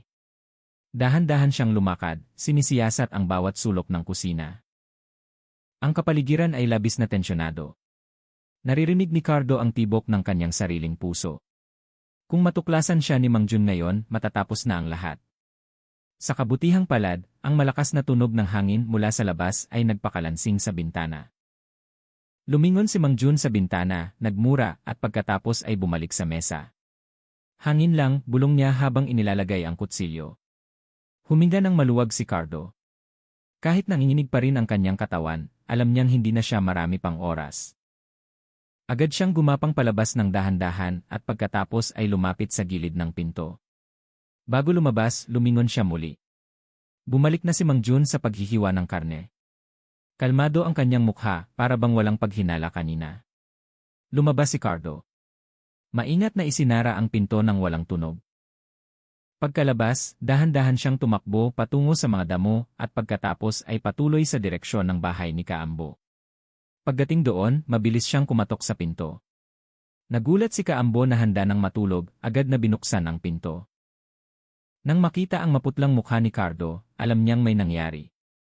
Ano ang nangyari, Iho Cardo? Tanong ni Kaambo. Nag-aalala. Pumasok si Cardo, umupo na pigil ang hininga. Binuksan niya ang kanyang kamera, ipinakita ang mga litrato na kakakuha lang niya. Tinitigan ni Kaambo ang screen na dilat ang mga mata, nanginginig ang kanyang katawan. Diyos ko, nanginginig ang kanyang boses. Hindi ko kailanman inakala. Lumabas na totoo ang lahat ng bulong-bulungan. Totoo pala. Seryosong tinitigan siya ni Cardo. Kaambo, sapat na ito. Bukas ng umaga, ibibigay ko ang lahat ng ebidensya na ito kay Kumpol Benjo. Hindi tayo maaaring maghintay pa. Kung hahayaan natin, maaaring magkaroon pa ng biktima. Mabilis na tumango si Kaambo kahit nababalutan pa rin ng takot ang kanyang mukha. Tama ka, iho. Huwag mo siyang bigyan ng isa pang pagkakataon. Kailangan nating pigilan siya bago pa huli ang lahat. Noong gabing iyon, hindi makatulog si Cardo. Nakaupo siya sa upuan, nakatingin sa kamera na naglalaman ng nakakatakot na ebidensya. Sa tuwing nakikita niya ang litratong iyon, nagsusuka ang kanyang tiyan, ngunit lalong lumalakas ang kanyang determinasyon. Sa kabilang banda, nakaupo si Mang Jun sa kanyang kusina, nakatingin sa kutsilyo na kumikinang sa ilalim ng ilaw. Huminto siya sa paghihiwa ng karne at pagkatapos ay mumiti ng bahagya. Alam kong mayroong nagmamasid, mahina niyang bulong. Ngunit sinuman siya, hindi niya ako mapipigilan. Isinara ni Mang Jun ng mahigpit ang freezer at pagkatapos ay pinatay ang ilaw sa kusina. Tahimik na muli ang karenderya, ngunit nananatili ang aura ng kadiliman at sa labas, handa na si Cardo sa isang malaking plano. Ang tiyak na ebidensya ay nasa kanyang mga kamay na. Bukas ang magiging simula ng katapusan ng laro ni Mang Jun. Kinaumagahan, naiiba ang pakiramdam ng Bulacan. Ang mga lansangan na karaniwan ng abala sa mga nagtitinda ng gulay at mga naglalako ay tila hindi nakakuha ng atensyon ni Cardo. Mabilis siyang naglakad patungo sa istasyon ng pulis, dala ang kamera na mula kagabi ay nagpapagulo sa kanyang puso. Sinamahan siya ni Kaambo. Malungkot ang mukha ng matanda. Ngunit ang kanyang mga mata ay puno ng tapang na lumalaki mula sa takot. Para bang alam niya na ngayon ang tanging pagkakataon upang ibunyag ang katotohanan na matagal nang nakatago. Pagdating sa istasyon ng pulis, agad silang tinanggap ni Kumpol Benjo, isang senior officer na pinagkakatiwalaan niya mula pa sa simula ng kanyang trabaho. Ano ang nangyari ngayong umaga, Cardo? Mukha kang maputla, sabi ni Benjo habang pinauupo sila. Hindi agad sumagot si Cardo. Inilabas niya ang kamera mula sa kanyang maliit na bag at pagkatapos ay itinulak ito kay Benjo. Commander, ito ang ebidensya na totoo ang lahat ng bulong-bulungan tungkol sa karenderya ni Mang Jun. Sumilip ako sa kusina niya kagabi. Kumunot ang noo ni Benjo. Sinindihan niya ang kamera at pagkatapos ay isa-isang tiningnan ang mga litrato. Ang kanyang mga mata na kanina ay kalmado ay dahan-dahang lumaki. Mayroong larawan ng freezer na puno ng mga piraso ng katawan, mesa na may sariwang dugo, hanggang sa si Mang Jun na naghihiwa ng karne ng kaswal. Yumuko si Kaambo. Matagal na akong naghinala, Commander. Maraming tao ang nawawala sa amin ngayon, lalo na ang mga dayuhan. Ngunit wala kaming hawak na ebidensya. Ngayon lang, salamat kay Cardo. Nanginginig ang kanyang boses na halos mabasag. Isinara ni Benjo ang kamera na seryoso ang mukha. Kinuyom ang kanyang kamao sa ibabaw ng mesa. Hindi ito biro. Kung totoo ang litratong ito, kung gayon hindi lang basta nagtitinda si Mang Jun, siya ay isang mutilator. Ito ay isang malaking kaso. Tinitigan ni Cardo si Benjo na puno ng pagtitiwala. Commander, nakita ko mismo. Hindi iyon karne ng baka. Nakakita pa nga ako ng daliri ng tao sa loob ng freezer. Huminga ng malalim si Benjo. Sige, hindi tayo maaaring kumilos ng padalos-dalos. Kung malalaman ni Mang Jun na siya ay binabantayan, maaaring tumakas siya o magdagdag pa ng biktima. Kailangan nating planuhin ng maayos ang pagsalakay. Pinindot niya ang intercom, tinawag ang ilang miyembro ng kanyang koponan. Hindi nagtagal, 2 pulis na nakasuot ng uniforme ang pumasok sa silid. Sumenya si Benjo upang maghintay sila at pagkatapos ay tumingin kay Cardo. Cardo, sa ngayon, huwag kang lumapit sa karenderya na yon. Hayaan mo kaming kumilos. Sapat na ang mga litratong ito bilang batayan ng mas malalim na investigasyon. Ngunit kailangan namin ng oras upang ihanda ang pagsalakay. Naiintindihan mo ba? Yumuko si Cardo kahit nanginginig pa rin ang kanyang puso. Naiintindihan ko po, Commander. Tumango si Kaambo ng dahan-dahan. Sasama ako sa pagtulong, ngunit pakiusap, kumilos kayo ng mabilis. Natatakot ako na may iba pang mawala bago kumilos ang pulisya. Tinitigan ni Benjo ang dalawa na puno ng pagtitiwala. Huwag kang mag-alala, sisiguraduhin namin na hindi siya makakatakas. Samantala, sa kanyang karenderya, nakaupo si Mang Jun sa mahabang upuan habang naninigarilyo ng kretek. Nagsimula nang dumami ang mga mamimili sa kanyang karenderya mula pa sa umaga. Ang masarap na amoy ng sabaw ng mami ay nagpapakita ng mahabang pila ng mga tao. Ngunit, hindi tulad ng dati si Mang Jun mukhang tensyonado ang kanyang mukha. Madalas siyang sumisulyap sa kalsada. Naaalala niya ang tunog ng basag na bote sa kanyang kusina kagabi. Kahit nagkunwari siyang walang pakialam, alam ng kanyang puso na mayroong nagmamasid. Hindi siya bobo. Sa buong panahong ito, lagi siyang maingat, laging tinatakpan ang mga bakas. Ngunit kagabi, malinaw na sinabi ng kanyang instinto na mayroong iba sa loob ng kanyang kusina. Huminga ng malalim si Mang Jun at pagkatapos ay ngumiti ng bahagya. Kung mayroong nakakaalam, ako ang unang kikilos, mahina niyang bulong. Nang kukuha ang isa sa mga manggagawa ng karenderya upang linisin ang mesa, tinawag siya ni Mang Jun, kung mayroong estranghero na dumating, tanungin mo ang pangalan niya, kung saan siya galing, huwag nating hayaang makaligtaan tayo. Tumango ang manggagawa kahit hindi niya lubos na naintindihan ang ibig sabihin ng kanyang amo. Pagkatapos ay tumayo si Mang Jun at naglakad patungo sa kusina. Binuksan niya ang freezer, sinuri ang laman ng mga malinaw na plastik sa loob. Isa-isa niyang binilang at pagkatapos ay isinara ng maingat. Matapos iyon, hinasa niya ang kanyang kutsilyo ng may buong pasensya. Ang tunog ng paghasa ng metal ay pinuno ang silid. Sa kanyang malabong mata ay mayroong mas madilim kaysa sa isang lihim lamang.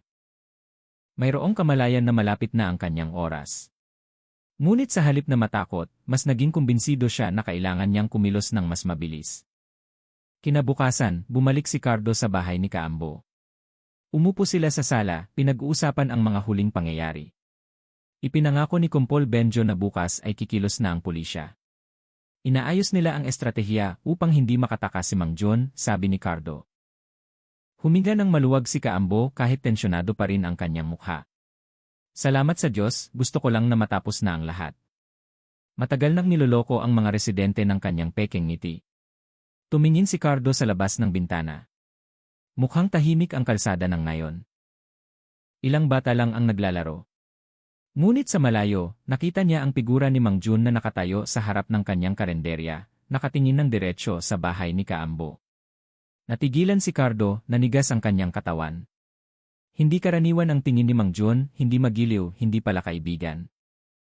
Mayroong matalim na paghinala na para bang alam niya na may tinatago si Cardo. Kaambo, bulong ni Cardo. Nakatingin si Mang Jun sa bahay na ito. Mabilis na lumingon si Kaambo, ngunit nakatalikod na si Mang Jun at bumalik sa kanyang karenderya. Ang mahabang katahimikan ay bumalot sa kanilang dalawa. Tunog lang ng orasan ang naririnig. Kinuyom ni Cardo ang kanyang kamao. Kailangan nating maging maingat. Sa palagay ko, nahalata na niya tayo. Noong gabing iyon, hindi makatulog si Cardo.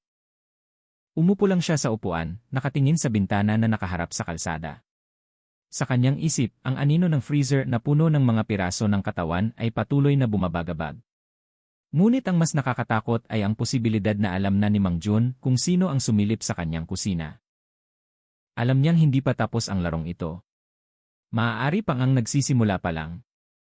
Binalot ng katahimikan at nakakatakot na gabi ang Bulacan. Ang mga kalsada sa nayon ay tanging nililaw ng malabong ilaw ng poste. Paminsan-minsan ay naririnig ang tunog ng kuliglig mula sa palayan. Sa isang simpleng bahay, nakaupo si Cardo kasama si Kumpol Benjo at dalawa pang pulis. Sa mesa ay may nakalatag na maliit na mapa ng nayon na may malinaw na pulang tanda. Ang karenderya ni Mang Jun sinimulan ni Benjo ang pag-uusap sa mahina ngunit matatag na boses. Hindi na tayo maaaring maghintay pa. Bukas ng madaling araw, bago sumikat ang araw, gagawin natin ang pagsalakay. Cardo, ikaw at si Kaambo ay huwag makialam. Ito ang aming trabaho. Lumunok si Cardo, sinubukan pigilan ang kanyang kagustuhang makialam. Naiintindihan ko po, Commander. Ngunit tandaan nyo, hindi ordinaryong tao si Mang Jun, siya ay tuso, laging may paraan para takpan ang kanyang mga bakas. Tinitigan ni Benjo si Cardo na puno ng pagtitiwala. Kaya nga kailangan nating kumilos ng mabilis at tahimik. Huwag kang mag-alala, naghanda kami ng backup team sa likod. Kapag nakapasok na tayo, hindi na siya makakatakas. Si Kaambo na kanina patahimik ay sa wakas ay nagsalita. Commander Benjo, isang bagay lang ang hinihingi ko. Hulihin niyo siyang buhay. Para malaman ng mga tao sa nayon kung sino talaga siya. Tumango si Benjo ng matatag. Sigurado iyan. Samantala, sa kanyang karenderya, hindi makatulog si Mang Jun, nakaupo siya sa kusina, nakatingin sa mahabang kutsilyo na nakalagay sa mesa. Kumalat ang usok ng sigarilyo sa kanyang madilim na mukha. Naaalala niya muli ang tunog ng basag na bote noong gabing iyon. Pati na rin ang kakaibang tingin ni Cardo nitong nakalipas na ilang araw. Cardo, mahina niyang bulong. Ang pangalang iyon ay nagpatigas sa kanyang panga. Ikaw ang pumasok sa kusina ko, hindi ba? Tumayo siya, binuksan ang freezer at pagkatapos ay tiningnan ang laman sa loob. Ang mga malinaw na plastik na naglalaman ng mga piraso ng katawan ay maayos pa ring nakasalansan. Hinaplos niya ang isa sa mga ito at pagkatapos ay isinara ng malakas ang pinto. Kung mayroong sumusubok na pabagsakin ako, kailangan nilang maging mas matalino, bulong niya. Pagkatapos ay lumabas si Mang Jun sa kusina, isinara ng mahigpit ang pinto.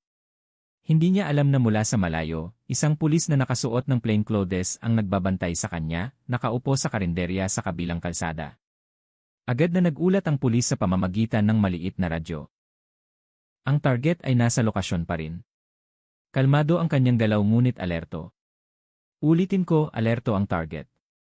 Hating gabi, balisa si Cardo sa bahay ni Kaambo. Kahit pinagbawalan na siya ni Benjo na makialam, nararamdaman niya na mayroong mali. Ang tingin ni Mang Jun kaninang hapon ay napakatindi, para bang tumagos sa dingding at direktang tumama sa kanya.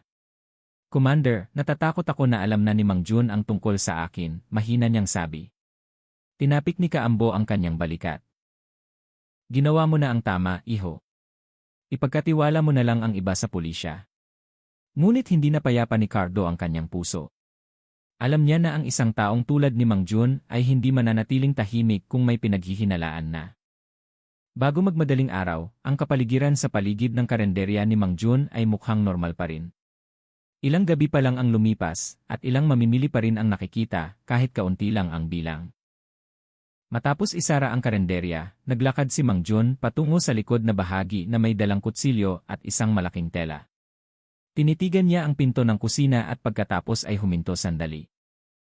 Lumitaw ang isang bahagyang ngiti sa kanyang mukha, nang hindi niya namamalayan. 3 pulis ang lumapit mula sa likod, gumagapang ng tahimik na may maliliit na flashlight at nakakarga na baril. Si Kompol Benjo ang nanguna sa harap. Handa na ba ang lahat, bulong niya? Tumango ang kanyang mga tauhan. Naghintay sila ng huling senyas. Ngunit biglang mula sa loob ng kusina ay narinig ang tunog ng kaladkad. Binuksan ni Mang Jun ang likod na pinto at lumabas, na parang alam na niya na mayroong nagbabantay. May hawak siyang malaking kutsilyo na kumikinang sa ilalim ng liwanag ng buwan. Agad na sumenya si Benjo. Nagkalat ang mga pulis, pinalibutan si Mang Jun mula sa iba't ibang direksyon. Ngunit tumawa lang si Mang Jun ng mahina. Ang tunog ng kanyang tawa ay nanginginig at nakakatakot. Kaya pala umabot na sa inyo ang lahat ng ito, ha? Huwag kayong mag-alala. Alam ko na walang lihim na maitatago ng habang buhay. Umabante si Benjo. Nakatutok ang kanyang baril. Ibagsak mo ang kutsilyo mo, Mang Jun, hindi ka na makakatakas. Matatalim na tiningnan ni Mang Jun si Benjo at pagkatapos ay sumulyap sa kalsada ng nayon. Wala akong balak tumakas, Commander. Ngunit kung gusto niyo akong hulihin, huwag kayong umasa na magiging madali iyon. Bigla siyang sumigaw ng malakas na nagbasag sa katahimikan. Mula sa loob ng karenderya, 2 tapat na tauhan niya ang lumabas ng nagmamadali na may dalang kahoy at kutsilyo sa kusina. Hindi sila ordinaryong tao, kundi mga taong matagal nang tumutulong kay Mang Jun na panatilihin ang kanyang mga lihim. Nagulat ang pulisya, ngunit agad na kinarga ang kanilang mga armas. Hindi maiiwasan ang sagupaan. Sumigaw si Benjo, huwag niyo patayin, paralizehin lang. Nagulo ang sitwasyon. Ang tunog ng pagbabangga ng kahoy sa metal, hiyawan ng takot, hanggang sa pagtakbo ng mga tao ay nagsama-sama. Ginamit ni Mang Jun ang kaguluhan upang umatras patungo sa pinto ng kusina. Sandali siyang lumingon, tinitigan si Benjo nang may mapanuksong tingin. Kung gusto niyo ng ebidensya, pumasok kayo, ngunit maghanda kayong makita ang impyerno, sabi niya ng malamig bago isara ng malakas ang pinto. Kinuyom ni Benjo ang kanyang kamao. Habulin niyo siya. Huwag niyo siyang hayaang makapasok ng mas malalim. Ngunit sa kanyang puso, alam niyang hindi magiging madali ang pagsalakay na ito. Hindi lang basta nagtitinda ng mami si Mang Jun, siya ay isang predator na matagal nang naghahanda para sa pinakamasamang posibilidad. Samantala, si Cardo na hindi makatulog ay tahimik na lumabas ng bahay. Naglakad siya patungo sa direksyon ng karenderya ni Mang Jun kahit nangako na hindi makikialam. Mula sa malayo, narinig niya ang ingay, hiyawan, banggaan, maging ang tunog ng babalang putok. Mabilis ang tibok ng kanyang puso. Alam niyang ito ang gabi ng pagpapasya, ngunit ang hindi niya napansin, sa likod ng lahat ng kaguluhan na yon, mayroong inihanda si Mang Jun na mas madilim kaysa sa isang kutsilyo o freezer na puno ng mga piraso ng katawan. Isang bagay na maaaring magpagulantang sa buong nayon kung mabunyag. At noong gabing iyon, ang laro sa pagitan ng katotohanan at takot ay nagsisimula pa lang sa pinakamapanganib na yugto. Malakas na banggaan ang narinig mula sa loob ng karenderya ni Mang Jun, matagumpay na naparalisa ng pulisya ang dalawang tapat na tauhan na sumubok lumaban. Ngunit si Mang Jun mismo ay naglaho na sa likod ng pinto ng kusina. Si Kompol Benjo ang nanguna sa kanyang koponan sa loob, puno ng tensyon ang kanyang mukha. Alam niyang tuso ang lalaki at imposibleng sumuko ng basta-basta. Bantayan ang likod na pinto, huwag siyang hayaang makatakas, sigaw ni Benjo. Dalawang pulis ang agad na gumalaw patungo sa likod bahay. Samantala, si Benjo at ang iba pa ay pumasok sa kusina. Ang amoy ng kumukulong sabaw ng mami na hinaluan ng amoy ng sariwang dugo ay tumambad. Ang malalaking kaldero ay nakalatag pa rin sa ibabaw ng kalan, nagpapalabas ng malinaw na likido na tila ordinaryo, ngunit ngayon ay nagpapanginig sa lahat. Sinindihan ni Benjo ang flashlight, itinutok ito sa sulok ng silid. Nakita niya ang isang malaking mesa na gawa sa kahoy na may maitim na pulang mansa na nakadikit sa ibabaw. Ang chopping board ay puno ng mga gasgas ng kutsilyo, at sa tabi nito ay may kalahating nakabukas na malinaw na plastik na nagpapakita ng karne na may ugat. Diyos ko, bulong ng isa sa mga pulis habang tinatakpan ang kanyang bibig. Iyon, hindi iyon baka. Lumapit si Benjo at sinuri ng maingat. Huminga siya ng malalim at pagkatapos ay lumingon sa kanyang mga tauhan. Dokumentuhin ang lahat ng ito. Huwag hawakan ang anuman muna. Nang buksan ng isa sa mga pulis ang malaking freezer sa sulok ng kusina, ang tunog ng paghuni ng pinto nito ay nagpatigil sa lahat. Pagkabukas ng malaki ng pinto, matalas na amoy ang tumusok sa kanilang ilong. Itinutok ang flashlight sa loob at agad na nagbago ang kapaligiran na naging nakakapanindig balahibo. Ang freezer ay puno ng mga plastik na naglalaman ng mga piraso ng katawan ng tao. Mayroong mga braso, hita, maging ulo na kalahating nabalot. Ang mga mata ng isa sa mga ulo ay bukas pa, nakatingin ng walang laman sa kanila. Ilang pulis ang agad na umurong, ang ilan ay halos masuka. Biglang naging masikip ang silid, para bang dinidikitan ng mga pader mula sa lahat ng panig. Nanatiling nakatayo si Benjo kahit namumutla ang kanyang mukha. Ito ang ebidensya na kailangan natin. Siguraduhin na malinaw ang lahat. Kailangan malaman ng mundo kung sino talaga si Mang Jun. Samantala, abala ang pulisya sa pag-secure ng kusina, gumagapang si Mang Jun sa isang makitid na pasilyo sa likod ng bahay. Matagal na niyang inihanda ang pasilyo na iyon bilang ruta ng pagtakas. Mabilis siyang naglakad na hawak pa rin ang kutsilyo. Mabigat ang kanyang paghinga, ngunit puno ng determinasyon ang kanyang mga mata. Hindi ko hahayaang mahuli nila ako na parang daga, bulong niya. Ang pasilyo ay nagtapos sa isang lumang bodega na humigit kumulang 100 metro mula sa karenderya. Matagal nang iniwan ng mga residente ang bodega na yon, ngunit ginawa itong ni Mang Jun na taguan ng ilan sa kanyang madilim na lihim. Binuksan niya ang naghuni na pinto na gawa sa kahoy at pagkatapos ay pumasok sa loob. Sa loob ng bodega ay masangsang na amoy. Mayroong ilang kalawang na drum na gawa sa bakal na may kalahating bukas na takip. Nang lumapit siya, malinaw na nakita ang makapal na pulang likido na maitim na. Sa ibabaw ng mesa ay may mga lumang tala, listahan ng mga pangalan na may X. Tinitigan ni Mang Jun ang listahan na yon habang umiti ng bahagya.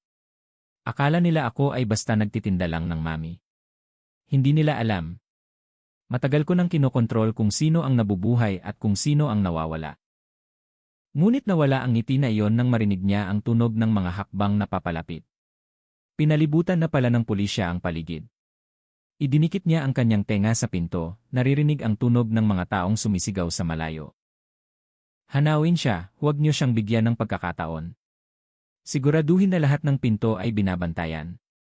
Umawa si Mang Jun at pagkatapos ay hinawakan ang kutsilyo sa kanyang kamay. Kung ito na ang katapusan, isasama ko kayo. Sa kabilang banda, si Cardo na naglakas loob na lumabas ng bahay ni Kaambo ay tumakbo patungo sa kabuluhan. Mula sa malayo, nakita niya ang kumikislap na ilaw ng flashlight ng pulis.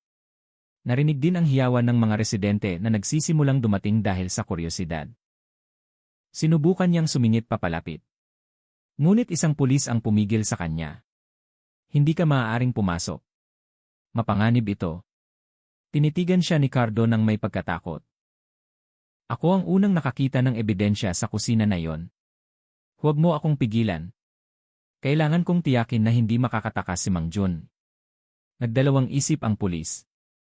Ngunit bago pa siya makasagot, lumitaw si Kumpol Benjo mula sa loob ng karenderya.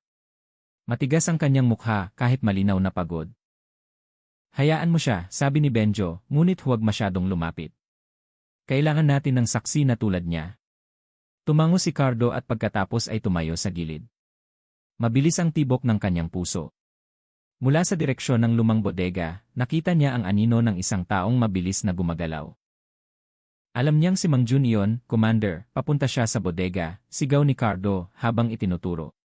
Agad na nagbigay ng utos si Benjo. Bilis, palibutan ang bodega na yon. Huwag siyang hayaang lumabas. Dose-dose ng hakbang ng pulis ang tumakbo patungo sa direksyon na itinuro ni Cardo. Tumagos ang ilaw ng flashlight sa dilim. Ang liwanag ay sumasayaw sa mga puno at lumang gusali. Sa loob ng bodega, handa na si Mang Jun, binuksan niya ang isa sa mga bakal na drum, inilubog ang kanyang kutsilyo sa makapal na likido, at pagkatapos ay tinitigan ang pinto ng may mabangis na tingin. Nang basagin ang pinto, pinuno ng ilaw ng flashlight ang silid. Pumasok ang pulisya na may nakatutok na armas, huminto sandali nang makita ang loob ng bodega. Puno ng pulang likido ang mga drum, nakakalat ang mga buto, at mga tala na malinaw na naglalaman ng listahan ng mga biktima. Huwag kang gumalaw, Mang Jun, sigaw ni Benjo mula sa likod. Malakas na tumawa si Mang Jun, ang tunog ng kanyang tawa ay umalingaw-ngaw sa makitid na silid. Akala niyo kaya niyo akong hulihin? Huli na kayo. Nauna na akong nanalo sa larong ito. Sa mabilis na galaw, itinaas niya ang kutsilyo, handa nang umatake sa sinumang lumapit. Naghanda ang pulisya, naghihintay ng utos. Umabante si Benjo. Wala ka nang kawala, Mang Jun, ibaba mo na ang kutsilyo mo ngayon bago pa huli ang lahat. Matatalim na tiningnan ni Mang Jun si Benjo. Huli na. Hindi, Commander. Nagsisimula pa lang ang laro. At sa sandaling iyon, umabot sa rurok ang tensyon. Naghanda ang pulisya na bumaril. Pinigilan ni Cardo ang kanyang hininga mula sa malayo at nakatayo si Mang Jun sa gitna ng bodega na handa nang gawin ang kanyang huling hakbang. Ang lumang bodega ay naging isang nakakatakot na arena. Ang mga ilaw ng flashlight na nakatutok sa lahat ng direksyon ay nagpakita ng kalawang na drum, nakakalat na buto, at lumang tala na puno ng pangalan ng mga biktima. Ang masangsang na amoy ay tumusok sa ilong na nagpasuka sa ilang pulis, ngunit ang pangunahing atensyon ay nanatili kay Mang Jun, nakatayo siya ng tuwid sa gitna ng silid. Ang malaking kutsilyo sa kanyang kamay ay kumikinang sa ilaw. Ang kanyang ngiti ay nakakatakot. Ang kanyang matatalim na mata ay kumikinang na parang ligaw na hayop na nasukol ngunit handang lumaban. Huwag kang gumalaw, Mang Jun, sigaw ni Kumpol Benjo. Nakatutok ang kanyang armas. Matatag. Pinalibutan ka na. Ibaba mo na ang kutsilyo mo ngayon din. Tumawa lang si Mang Jun, umalingaw-ngaw ang kanyang nanginginig na tawa. Akala niyo ba natatakot ako mamatay? Matagal na akong nabubuhay kasama ang kamatayan. Ako ang pumipili kung sino ang mawawala, kung sino ang magiging hapunan. At ngayon ay patutunayan ko sa inyong lahat na hindi ako kailanman matatalo.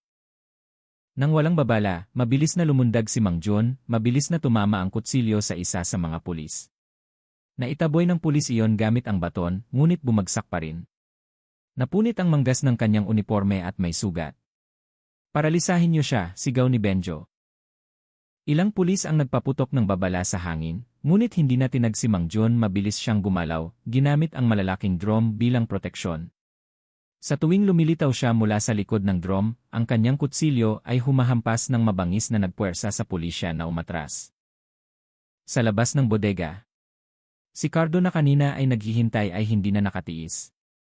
Pumasok siya kahit pinagbawalan. Commander Benjo. Kaya kong tumulong, sigaw niya.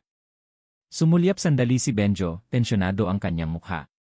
Cardo, lumabas ka. Hindi ito ang lugar mo. Ngunit hindi umurong si Cardo. Nakatitig ang kanyang mga mata kay Mang Jun, ang taong matagal na niyang pinaghihinalaan. Ang lahat ng takot ay naging galit. Hindi ako tatakas muli. Kailangan kong makita mismo na siya ay pinipigilan. Nakita rin ni Mang Jun si Cardo. Mas lumapad ang kanyang ngiti, puno ng pangungutya. Ah, ikaw pala, binata, ikaw pala ang naglakas loob na pumasok sa kusina ko noong gabing iyon. Ikaw ang sumilip sa aking lihim. Naniga si Cardo. At sisiguraduhin ko na malalaman ng lahat kung sino ka talaga. Malakas na tumawa si Mang Jun at pagkatapos ay mabilis na lumundag patungo kay Cardo. Kung gayon, ikaw ang magiging huling hapunan ko. Nagulat si Cardo, nanigas ang kanyang katawan. Malapit nang tumama ang kutsilyo ni Mang Jun sa kanyang dibdib nang biglang binangga ni Benjo si Cardo, itinulak siya sa gilid. Sumala si Mang Jun, ang kanyang kutsilyo ay tumama sa pader na gawa sa kahoy na may malakas na tunog. Nagkaroon ng malapitang laban. Sinubukan ni Benjo na pigilan si Mang Jun gamit ang baton, samantalang patuloy na umaatake si Mang Jun gamit ang kutsilyo. Lumabas ang maliliit na spark nang magtama ang metal sa metal. Mabilis ang paghinga ng dalawa. Ang tunog ng mga hakbang ay tumatakbo sa sahig ng bodega. Sinubukan ng ibang pulis na tumulong, ngunit ang makitid na espasyo ay nagpapahirap sa kanila. Bumangon si Cardo, nakita si Benjo na halos masukol. Mabilis siyang lumingon sa paligid at pagkatapos ay nakakita ng isang mahabang kahoy sa sulok ng bodega. Nang walang pag-aalinlangan, kinuha niya ito at umabante. Nang indayog ni Mang Jun ang kanyang kutsilyo patungo kay Benjo, hinampas ni Cardo ang kahoy sa braso ni Mang Jun. Ang malakas na hampas ay nagpabitiw sa kutsilyo. Kahit sinubukan pa rin ni Mang Jun na panatilihin ito. Hindi ako matatalo ng isang bata na tulad mo, galit na sabi ni Mang Jun sa natitirang lakas. Umikot siya, hinampas si Cardo hanggang sa bumagsak. Natumba si Cardo, tumama ang kanyang ulo sa drum hanggang sa lumabo ang kanyang paningin. Muling itinaas ni Mang Jun ang kutsilyo na handa ng wakasan ang buhay ni Cardo. Ngunit sa sandaling iyon, mabilis na gumalaw si Kompol Benjo. Malakas niyang sinipa ang pulso ni Mang Jun, natapon ang kutsilyo, lumipad papalayo at nahulog sa sulok ng bodega. Agad na sumugod ang ibang pulis. 2 tao ang pumigil sa braso ni Mang Jun, isa pa ang pumindot sa kanya sa sahig. Nanalangin si Mang Jun, malakas ang kanyang katawan na parang sinapian. Ang kanyang bibig ay sumisigaw na puno ng galit. Bitawan niyo ako. Lahat kayo duwag. Hindi pa ako tapos. Hindi pa ako natalo. Yumuko si Benjo. Malamig ang kanyang mukha. Mahigpit niyang kinapusasan ang kamay ni Mang Jun, tapos na ang lahat. Nakita na namin ang ebidensya. Gugugulin mo ang natitirang bahagi ng iyong buhay sa kulungan. Huminga ng malalim si Mang Jun sa sahig. Ang kanyang mga mata ay nagniningas pa rin sa galit. Kulungan. Akala niyo ba bukas ay titigil ang mga tao sa pagkain sa karenderya ko? Adik na sila. Mamimiss nila ang lasa. Hindi niyo iyan mabubura sa kanilang mga alaala. Tumayo si Cardo na nanginginig ang katawan. Maputla ang kanyang mukha, tinitigan si Mang Jun ng may halo-halong pagkasuya at ginhawa. Mali ka, Mang Jun, hindi ka mamimiss ng mga tao. Madidiri sila kapag nalaman nila kung ano talaga ang kanilang kinain. Katahimikan sandali ang bumalot sa silid. Tanging tunog ng malalim na paghinga ng mga pulis ang naririnig.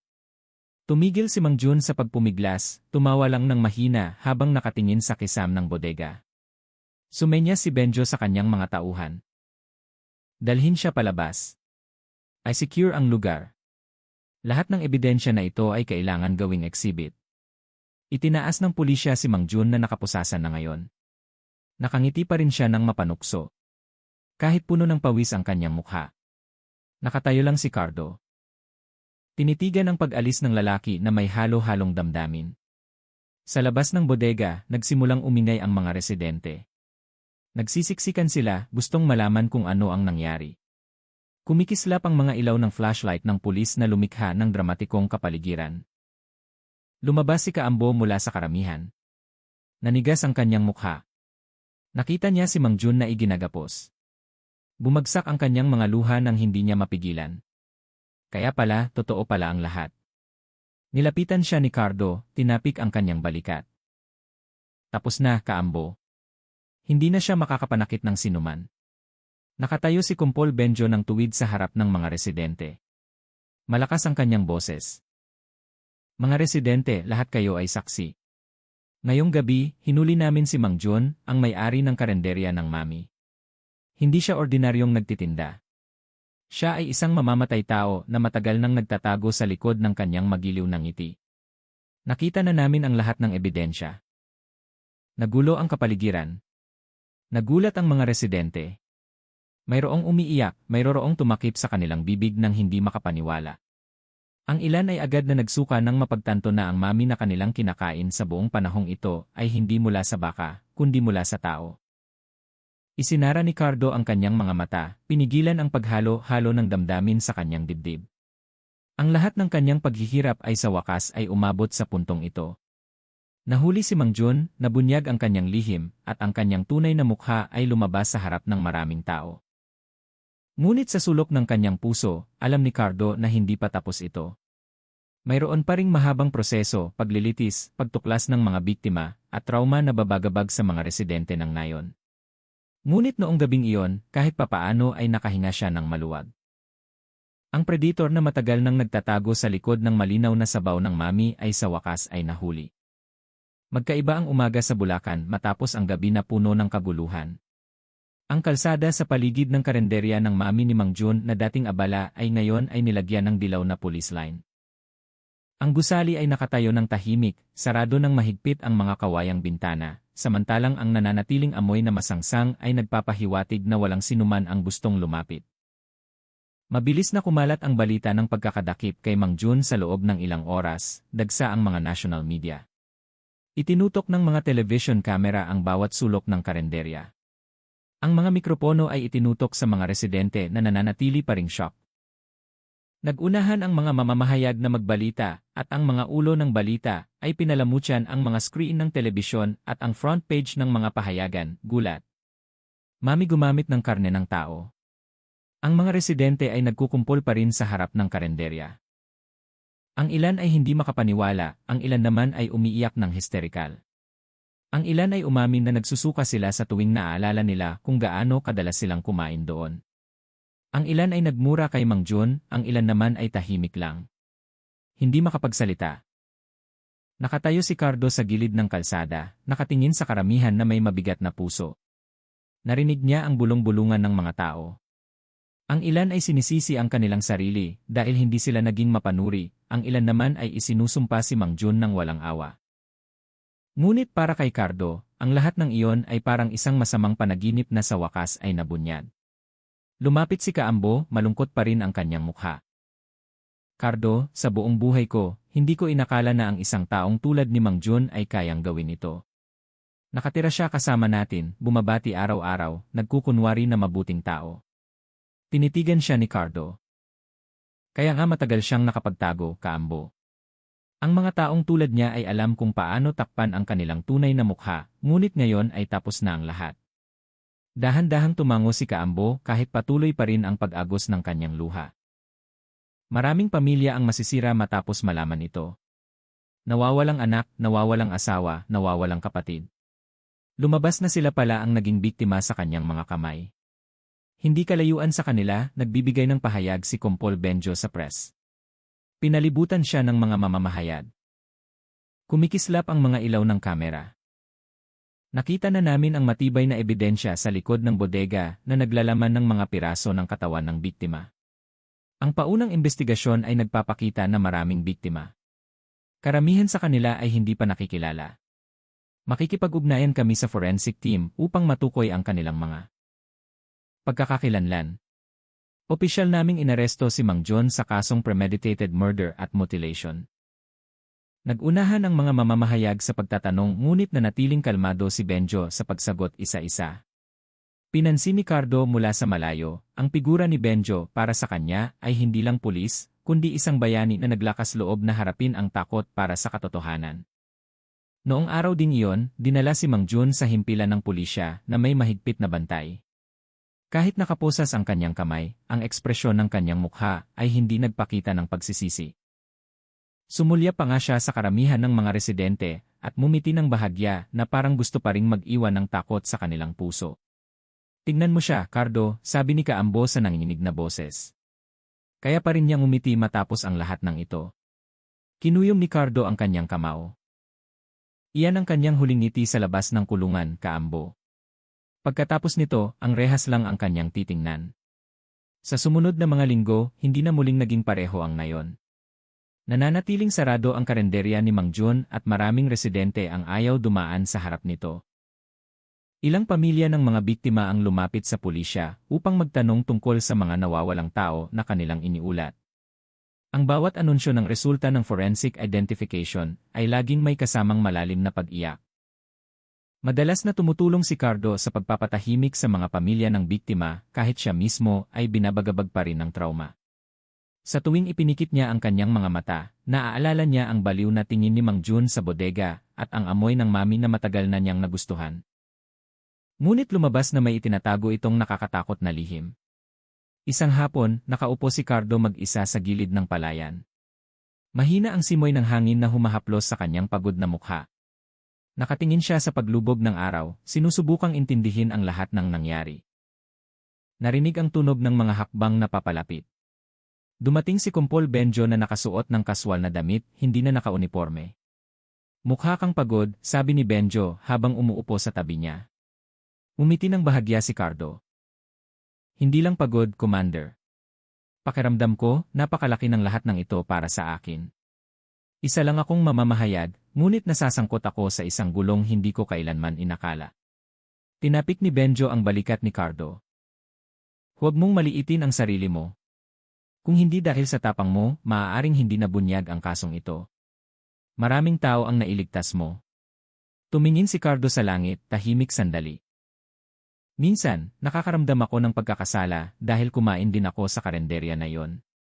Tulad ng ibang residente. Nasiyahan din ako nang hindi alam kung saan galing ang lasa." "Huwag mong sisihin ang sarili mo," matatag na sagot ni Benjo. "Lahat ay naloko. Ang mahalaga, hindi ka nagbulag-bulagan ng lumitaw ang paghinala. Iyan ang nagpapaiba sa iyo sa iba." Huminga ng malalim si Cardo at pagkatapos ay tumango. Ang mga salitang iyon ay nagpagaan ng kaunting bigat sa kanyang dibdib. Noong gabing iyon, muling itinampok ng national news ang kasong ito. Sa telebisyon, lumabas ang mukha ni Mang Jun sa unang paglilitis. Binasa ng hukom ang mga kasong kinakaharap niya. Samantala, tahimik lang na nakaupo si Mang Jun na walang ekspresyon. Sabay-sabay na nanonood ang mga residente sa barangay hall. Ang ilan ay sumisigaw sa galit, ang ilan naman ay yumuko lang. Nakaupo si Kaambo sa tabi ni Cardo. Sa wakas, nagsisimula na ang katarungan. Kahit hindi kailanman mawawala ang sakit na ito, tiningnan ni Cardo ang screen, nakita si Mang Jun na iginagapos palabas ng courtroom. Ang mahalaga, hindi na siya makakapanakit ng sinuman. Sapat na yon para sa akin. Lumipas ang mga araw at dahan-dahang bumalik sa normal ang buhay sa nayon. Kahit malalim pa rin ang sugat sa puso, natuto ang mga residente na magtulungan. Bumalik ang mga bata sa paglalaro sa bakuran, muling naging abala ang palengke, at malumanay na naririnig ang tunog ng azan mula sa surau. Pinili ni Cardo na ipagpatuloy ang kanyang trabaho bilang mamamahayag. Ngunit sa pagkakataong ito, hindi lang basta magaan na balita ang kanyang isinulat. Isinulat niya ng detalyado ang kaso ni Mang Jun, tungkol sa panganib ng pagpapabaya sa maliliit na tanda at tungkol sa tapang ng mga residente na magsalita. Nag-viral ang kanyang sulat, binasa ng maraming tao, at naging paksa pa nga ng diskusyon sa mga kolehiyo ng batas at journalism. Isang gabi, nakaupo muli si Cardo sa palayan, nakatingin sa mga bituin. Sa pagkakataong ito, hindi niya naramdaman na nabibigatan. Naramdaman niya ang ginhawa dahil nanalo ang katotohanan. Sa kanyang puso, ipinangako niya na hanggat kaya niyang magsulat, lagi siyang nasa panig na naglakas loob na ibunyag ang kasamaan, gaano man kaliit.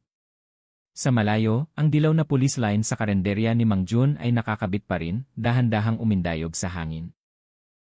Ang gusali ay naging isang tahimik na monumento, isang paalala na sa likod ng isang magiliw na ngiti at isang mangkok ng malinaw na mami ay maaaring nakatago ang hindi maisip na takot. Ipinikit ni Cardo ang kanyang mga mata, hinayaan ang hangin ng gabi na humaplos sa kanyang mukha. Sa unang pagkakataon matapos ang matagal na panahon, nakahinga siya ng maluwag. Nahuli na si Mang Jun, nabunyag na ang katotohanan, at sa wakas ay makakakilos na muli ang buhay.